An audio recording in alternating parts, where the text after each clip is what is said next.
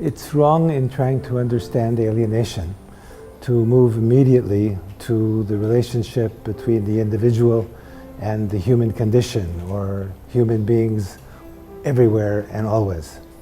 The place to begin with is here and now. What is happening to people as individuals inside capitalist society? And as part of explaining that, you can begin to introduce some of the effects of what's going on now on human beings, in other words, as members of the human species, as well as workers. So I want to begin, in other words, in talking about capitalism and discussing your question, and not about human nature or the human condition. Mm-hmm. That is a way of sounding too idealist, and it's very hard to move from there to what kind of actions need to be taken to make the needed changes. Well, I think since we're talking, I guess, about alienation here, right? I think the best place to begin to help people who do use the word, but in a sense very different from Marx and me and the Marxist tradition.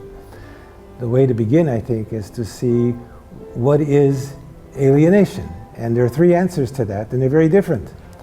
And only one of them is a Marxist answer. One answer is a religious answer, because the theory of alienation has existed for many hundreds, if not thousands of years, in a theological sense. What I have in mind here is what Martin Luther, and Calvin, another major figure in the Protestant Reformation, what they said about alienation. It represented man, human beings' separation from God. And this occurred in the Garden of Eden. And people, for Eve's sin, were thrown out of the Garden of Eden, and they have spent the rest of history in misery of one kind or another. But at the end of their journey, at the end of time, God is going to bring people back together into heaven, and they will return to a kind of unity with the Creator, which is going to bring them a very deep and lasting happiness. So that's a theological sense of alienation, which some people still, in religious circles, still use and believe in.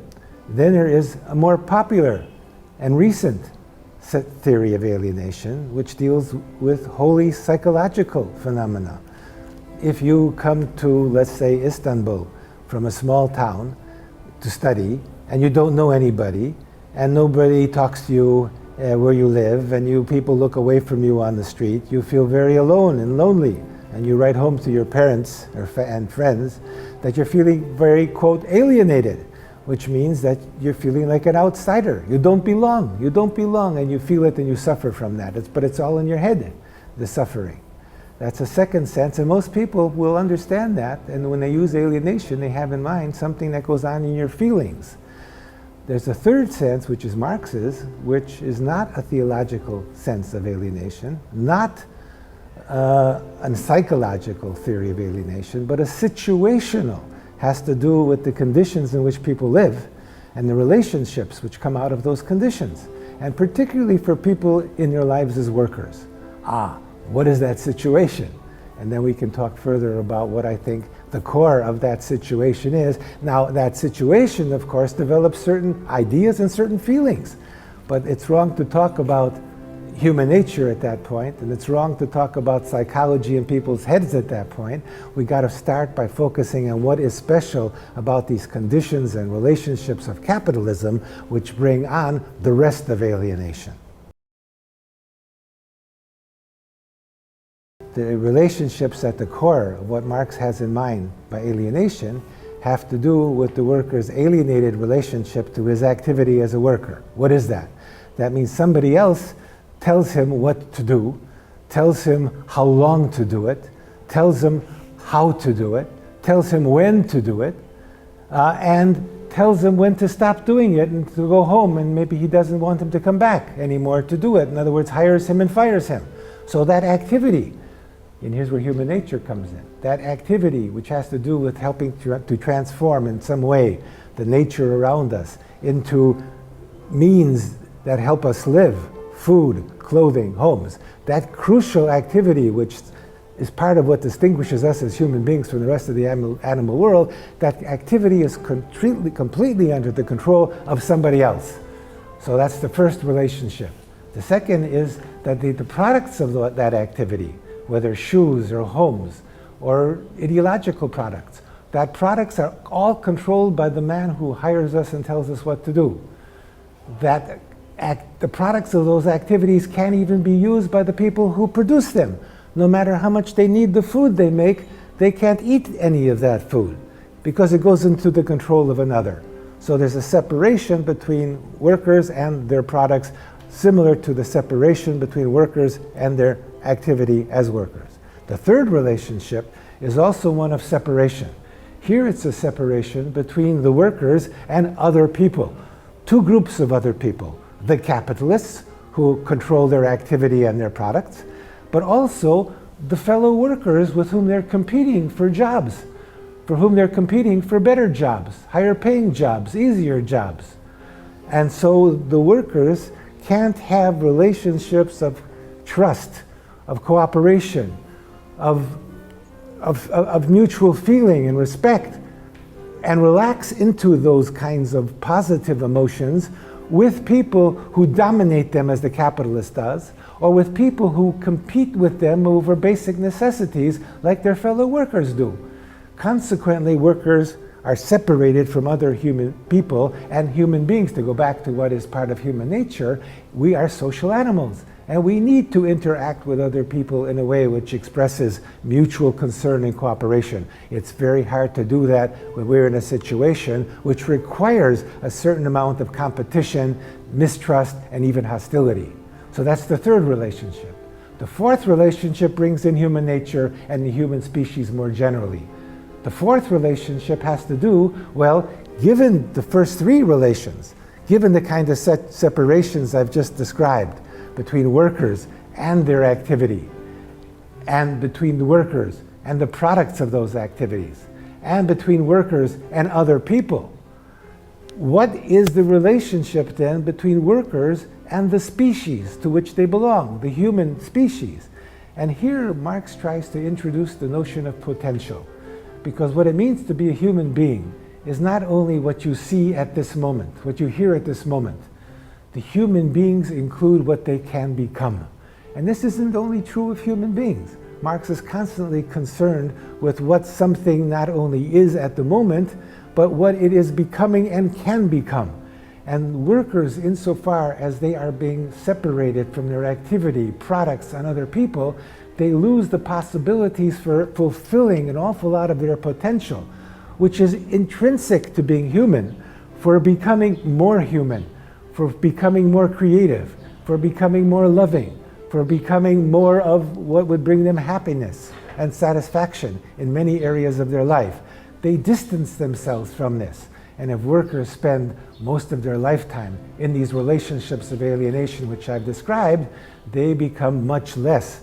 They become dwarfed in terms of their potential as human beings, and unfortunately many of them then it's too late for them to ever have change. Well, what I'm trying, and this is terribly important in thinking about alienation or the suffering of workers in capitalist society, because alienation is at the core. There's more than alienation which makes them suffer, but at the core of it is alienation, and at the core of alienation are these four alienated relationships, which are of course interacting, which are of course parts of each other in a way.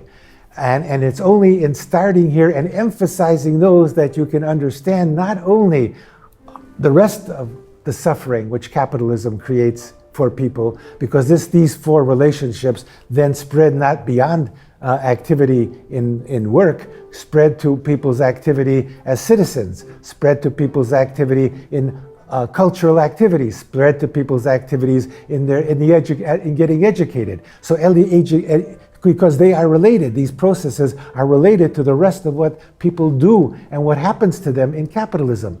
And so alienation spreads in capitalism. So we not only understand the suffering that goes on throughout the society, having to do with the society containing everywhere aspects of this alienation, which has its beginning in this four relations that come out of people's productive activity, but we also see what has to be changed in socialism.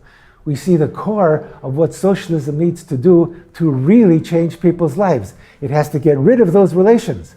It has to transform them into relations of cooperation and democratic relations where everyone participates, which would develop mutual concern between people instead of competition and hostility, and then permits people through the kinds of institutions which would express that, permits people to realize much which is within them and which would bring fulfillment and some kind of deeper happiness.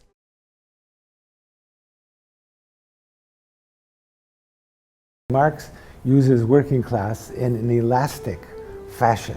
When he's talking about production of wealth in capitalist society, not everyone who has a job and gets paid a wage is included in the production of wealth. When he's talking about the political role of the working class, he has a larger way of defining the working class. It includes everybody who has to find a job to make a salary which is necessary in order to live, for that person to live. This is a much larger group. In fact, this group contains a number of people who don't think of themselves as middle class, who maybe think of themselves as professionals. I, as a professor, I work for a university who hired me, who could fire me, who sets my conditions of work, who determines my salary. I have many of the relationships of a worker in a factory to their boss. That's my relationship to my boss. So that the working class is much broader than the working class which Marx talks about when he talks about producing wealth. So in our developed capitalist societies, and Turkey is almost there, we're talking about over 90% of the people. We're talking about over 90% of the people. And a lot of the people who are not yet working class will soon join the working class because they are not able, for example, independent farmers. They are not able to remain independent because they have too many debts and because the capitalists have all sorts of ways of oppressing them as well. So they are being driven and have been driven for 200 years into the working class, to the cities where they're looking for jobs.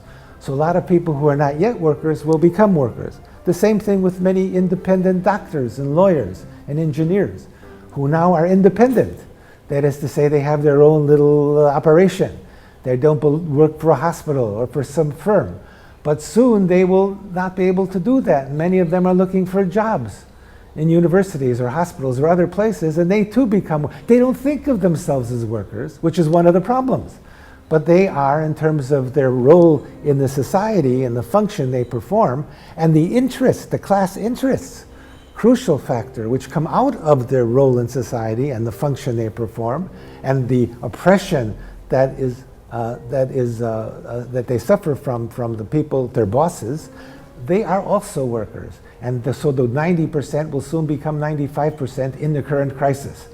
And so yes, a growing number of people who are being oppressed by things which don't seem to have much to do with capitalism, let's say like women, and the oppression from males or gay people and their oppression from heterosexuals and heterosexuals. These oppressions, which you can say trace back to pre-capitalist societies, although they have a very important capitalist dimension too, these people are also workers, and in their function as workers, they will receive enormous benefits, and the working class society, a society dominated by a working class made up of 95% of the people, could only operate by having real democracy between the parties that are moving in the same direction, and therefore that depends on respecting the special character of the different groups in that population and the special repression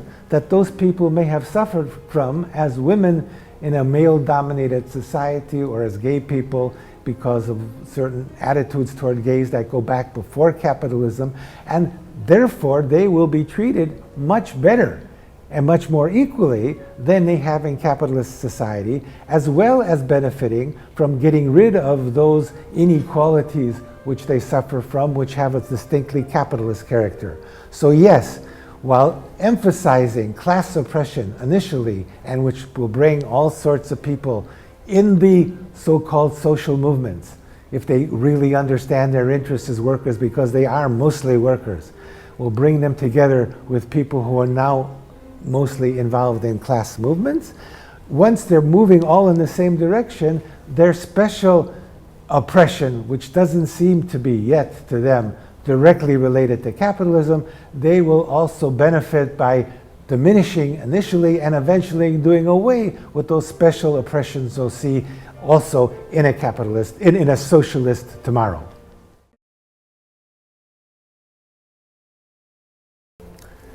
There's different kinds of depression, and I don't want, and of course, the conditions in which people live vary enormously and have a terrific impact on whether and how much they get depressed. So it's very hard to make generalizations. But I do think that one of the reasons that a lot of depression exists, especially among younger people, is because there's so much isolation and competition in their lives, that they spend a great deal of time when they can't or feel they can't talk to other people or can't be doing things with other people which are very satisfactory to them, that help them fulfill some need they have, and that has to do with the society creating structures which enforces the competitive aspect of their lives. And in competition, even the most successful spend a great deal of time being anxious and worrying about being successful, and that is very unfortunate. I don't think that's necessary. So I think society as currently organized, which has to do a lot in the way of getting a few people to the top who can then join the oppressors at the top, either becoming oppressors themselves or becoming the instruments of oppression upon the rest of us. This is peculiar, I think, to capitalist society and to a society which has only, which distinguishes so radically between people at the top and the rest of the population. I think you can have education of a much more cooperative kind. I've written a book criticizing the whole exam process. Not particular kinds of exams, but all kinds of exams. I try not to, I teach in a university and I haven't given an exam for about 25 years. The university doesn't like that and I'm always fighting with them, but I find other ways of getting some way of giving, and I don't want to give even grades to students, but they force me and I find some other way to give them some kind of grade. The university forces me. The students don't force me. They love it not to have exams. So there's all sorts of ways of forcing people into situations which create depression. And I think the kind of social relations which we impose upon people, the whole sexual education which we offer people, either directly or indirectly, or worst of all, not having any sexual education, this contributes to it at a time when people are the young people feeling things that they never felt before, and they know and they see all around them how important the role it plays in the society, and they don't know what's happening to them. So we don't, as a society, enter into the real problems that young people have and help them get through it in a way which encourages their development and helps them achieve a certain amount of satisfaction and realization and develop their creativity as human beings. And I think a great deal of that is attributed to the whole character of society and the alienation. Remember, at the core of alienation, from the beginning of what I said, it has to do with separation, with enforced breakdowns of connections which are essential to our humanity, between the worker and their activity, the products of the activity, other people. And in growing up, there's an awful lot of enforced separations which take place, where in fact we want to encourage interaction, mutual understanding, cooperation, and this can be done in a variety of ways, and our society is much less concerned with that than trying to separate the big polished apples from the rest of the apples, because the society has a certain goals about who it needs to help the society work in the way it does, and is not concerned really with the lives of the human beings who are growing up and becoming adults in that society. Dialectics is Marx's method, and it has to do at its core, a simple, very simple account of what it is. It has to do with seeing the connections, and everything is connected, and seeing the connections between things that are also changing. That is to say, that things are processes. Everything is changing. The more we can really begin to think, quote, dialectically, which means seeing the things in terms of their interconnections and as changing, the more we can get fixated on some part of our lives and make it much bigger than it really is. And then if it's very hostile to us, the way a parent treats us, or a school teacher has dealt with us, or some incident that occurred in our life, and blow it all out of proportion. In other words, not seeing it connected to all sorts of other things, including things which are good in our lives, and also not recognizing that no matter how bad any situation is, it's changing. That is to say, it's not going to stay the same, and therefore there's a possibility of improving it. And if you have contacts with other people, getting together with other people with similar problems and together doing what's necessary to improving it, it makes you more optimistic. It gives you a chance then to do something about it. Now, changing capitalism is the big thing that needs changing, but changing things in our family, in our schools, in our neighborhood are also worthwhile changing with people who are also interested in doing that, maybe also are affected negatively by what they are experiencing, and we can get together with them if we understand what's troubling us in a dialectical way. That is to say, seeing it in connection with other things and other people, and then we're not the only, no one is the only one suffering in the way he or she happens to be suffering. Other people are, and there's other people then who we can get together with and do something about the conditions which underlie that particular suffering.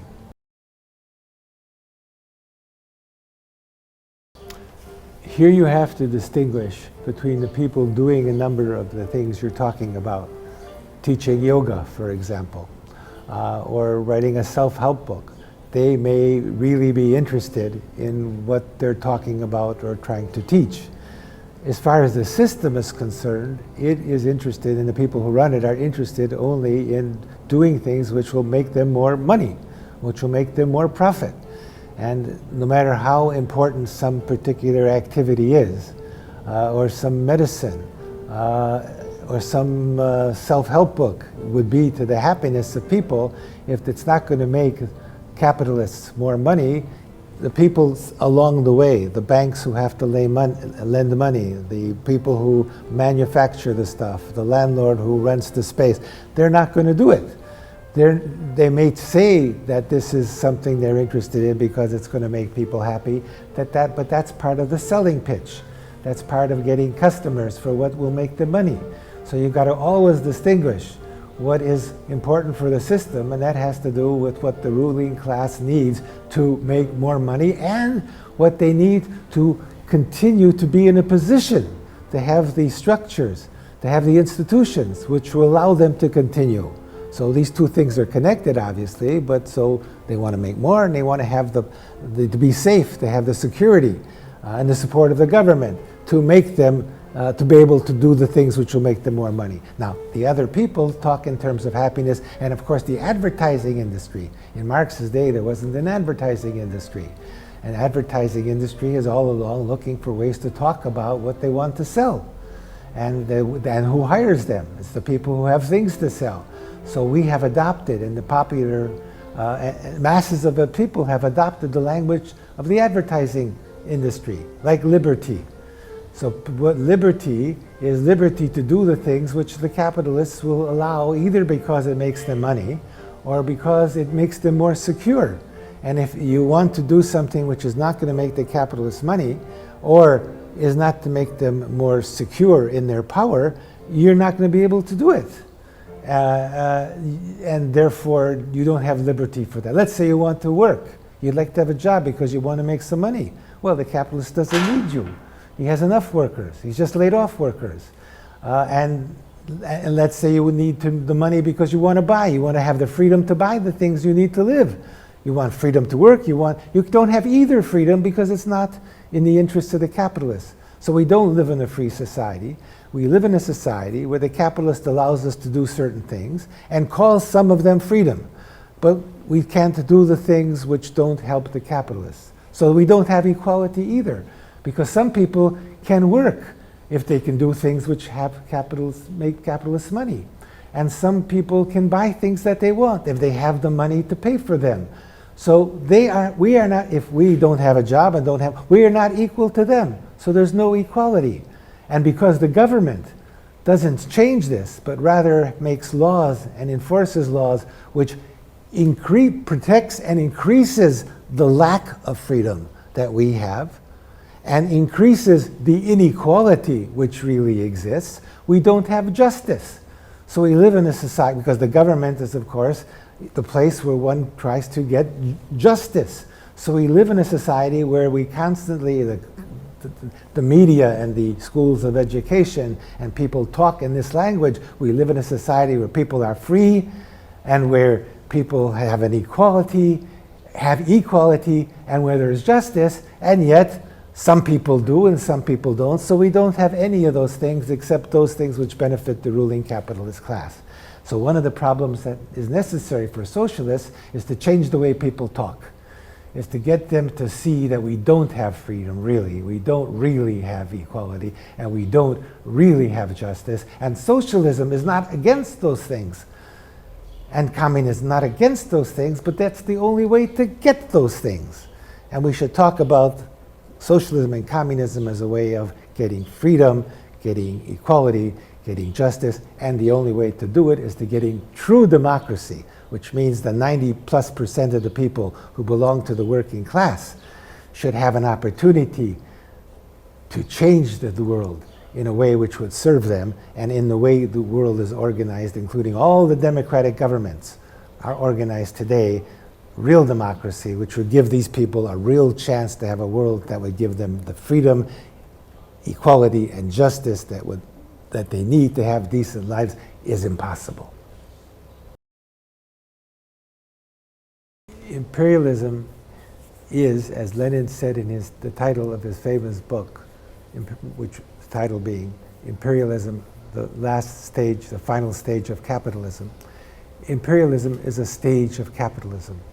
Now, capitalism always was a system where there was trade, and a lot of what was produced in the capitalist heartland, in the countries which went capitalist first before other countries, a lot of what they produced was sold abroad. So it isn't the fact that there is trade of goods produced in the capitalist countries abroad. Also, from very early on, there were banks that were there and played an important role in capitalist production. What is special about the period of imperialism, which comes into existence as a period, as a stage of capitalism, is that capitalism's main contradiction, which has produced periodic crises in capitalism, a contradiction between production, the logic of production, what goes into the decision of the capitalist to produce more of whatever they produce, and what goes into the conditions which underlie consumption of those goods, what allows people who buy the goods which have just been produced. These two essential features of capitalism, production of goods, the consumption of these goods, the reasons which go into them are incompatible, aren't connected.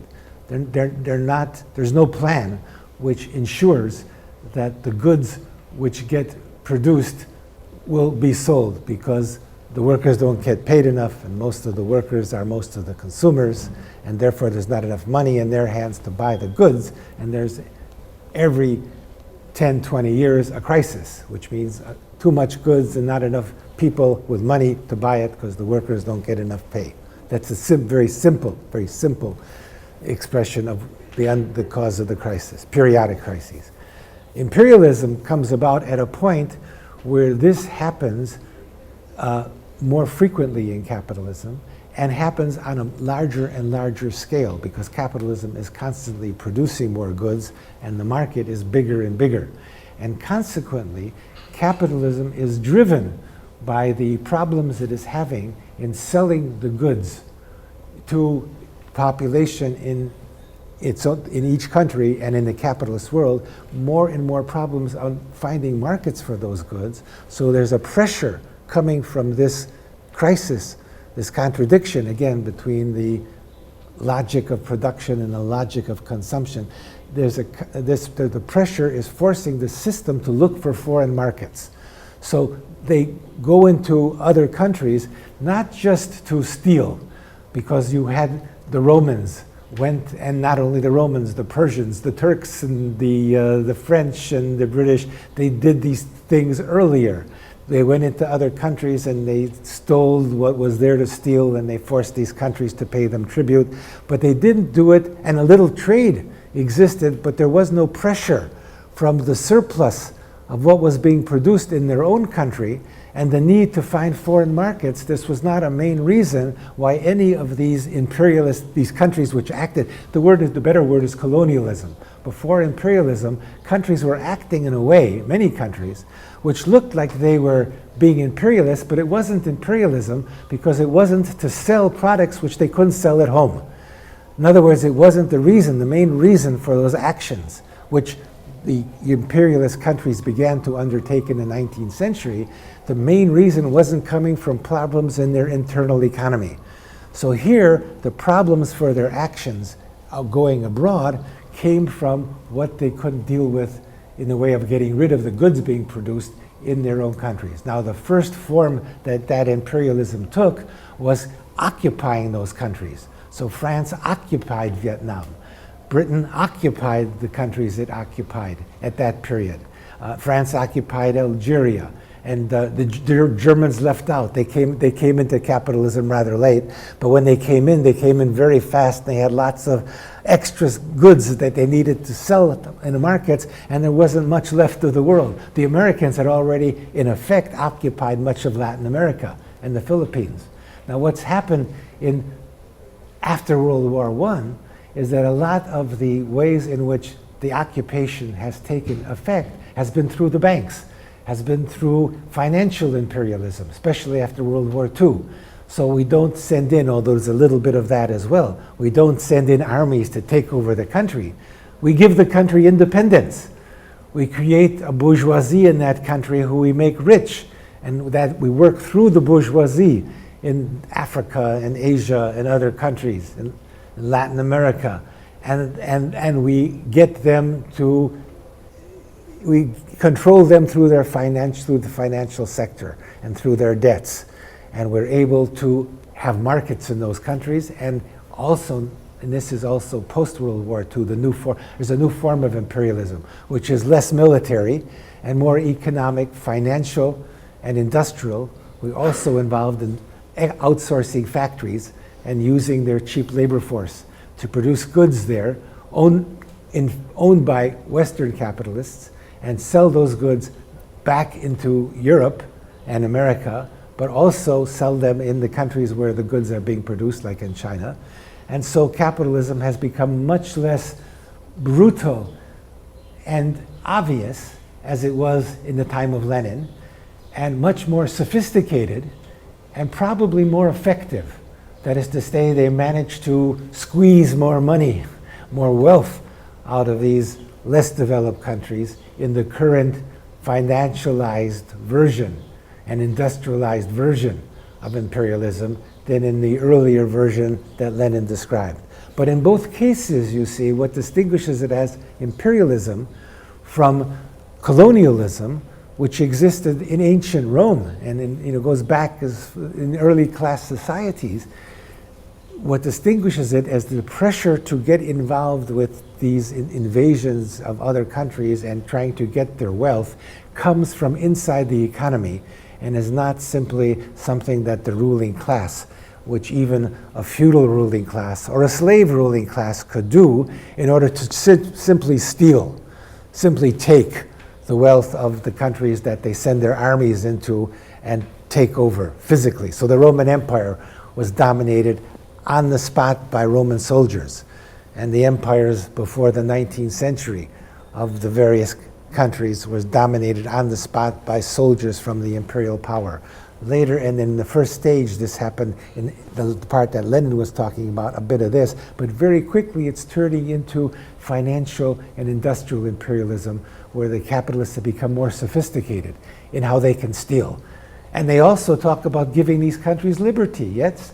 So a country now is free. They just won their freedom from France or from England, but they're sending more of their wealth to the capitalist world than ever before.